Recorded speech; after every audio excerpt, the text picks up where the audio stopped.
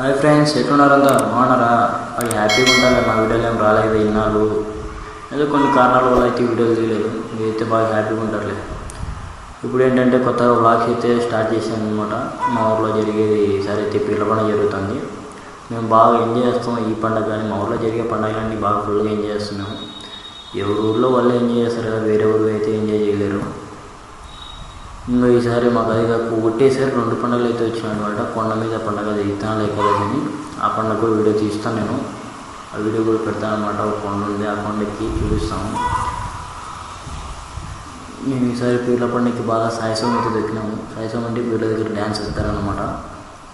దాన్ని వేరే ఊర్లో కొన్ని విధాలుగా కొత్తగా అంటారు. అవేంటో మీకు తెలిసింటే మీ ఊర్లో ఏమంటారో దాన్ని కామెంట్ చేయండి.